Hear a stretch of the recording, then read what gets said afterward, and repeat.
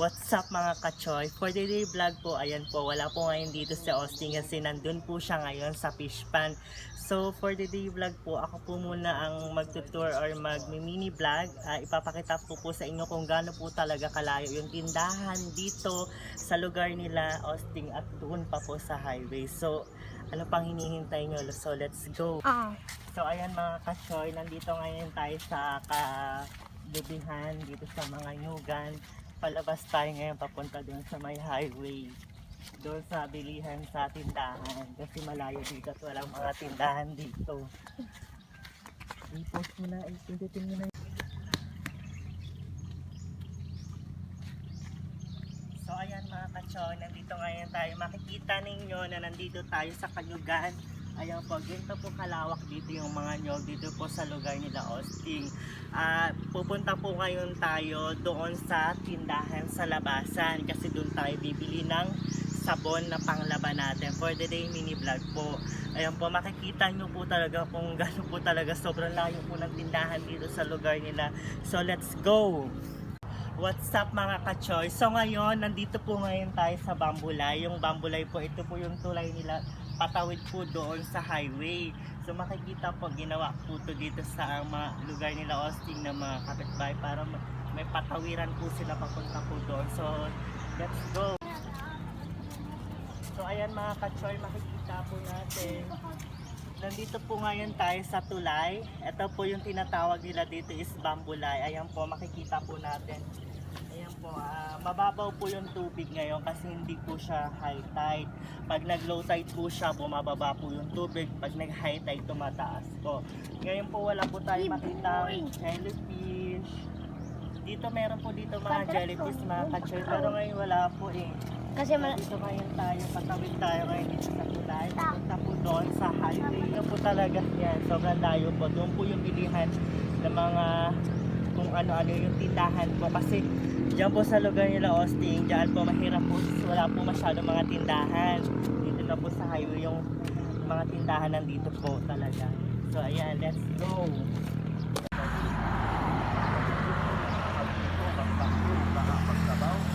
So ayan mga kachoy, nandito na tayo, nakatawid na ngayon tayo. Doon pa yung tindahan, papunta pa doon. So tara na.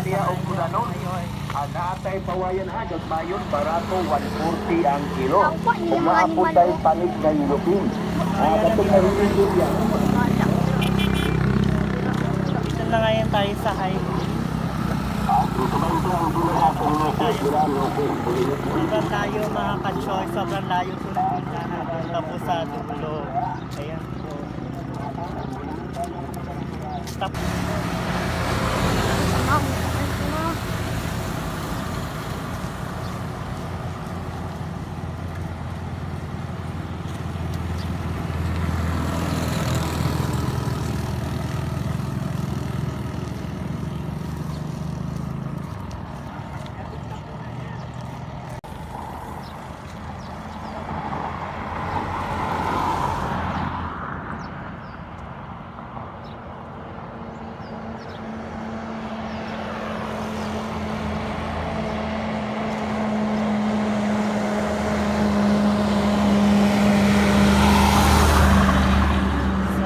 Kachoy, gantong oras, sobrang init na po ngayon. Wala po tayo nadalang payong kasi wala kasi tayong payong eh. So ito, malapit na po yung tindahan. Malayo po talaga dito yung tindahan dito kay Laon.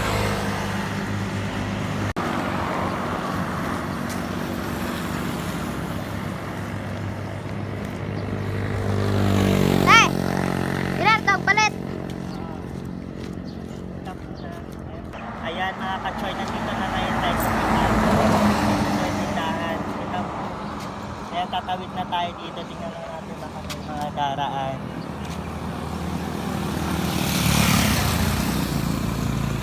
So ayan, sa sobrang layo, narating na rin po natin ang tindahan. Nandito ngayon tayo sa tindahan. Bibili tayo ng sabon. Mabili nga ako. Stop tayo. Stop. Tuloy mo lang. Dito lang ako dito. Ang sa'yo mo lang ga? Sabon lang. Ha? Sabon. Sabon nga. Ayan, nakarating na tayo sa tindahan. Sobrang layo mga kachoy. Bibili tayo ng sabon. Yung bar time. Bala.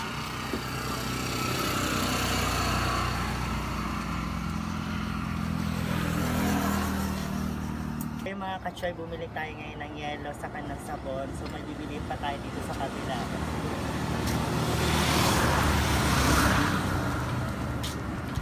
Ayan, what's up mga katsoy? Ayan, nakabili na po tayo dito sa highway, dito po sa tindahan, dito po sa labasan kasi wala pong tindahan doon sa looban na Austin. So ayan, balik na tayo ulit doon. So makikita nyo po talaga mga katsoy na malayo po yung tindahan dito sa lugar nila Austin kasi wala pong tindahan doon sa lugar nila.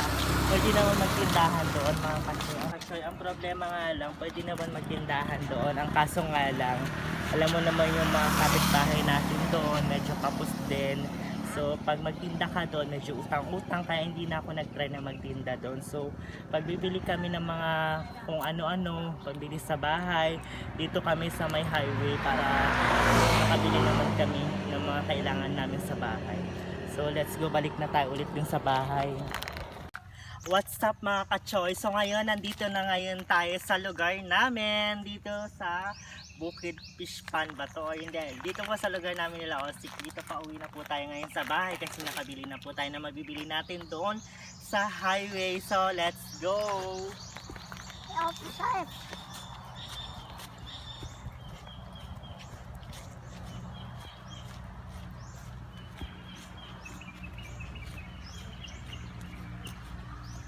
Ayan mga ka-choy, for today mini vlog po, ito po yung everyday routine ko dito palagi pag ako lang mag-isa.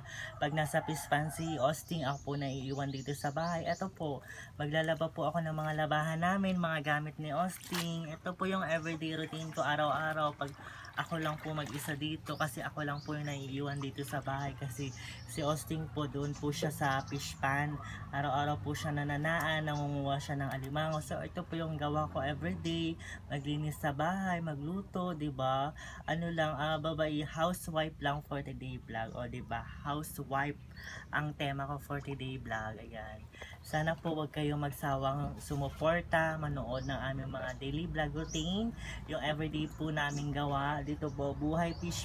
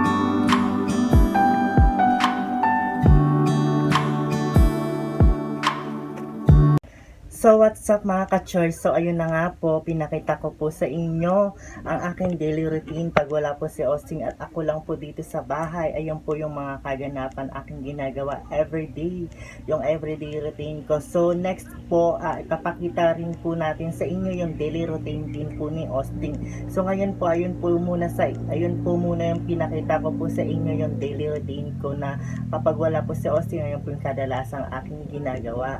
So ipapakita ko po sa inyo ngayon yung ano na pong kabuuan ng ating bahay, kung malinis na po ba or hindi pa. So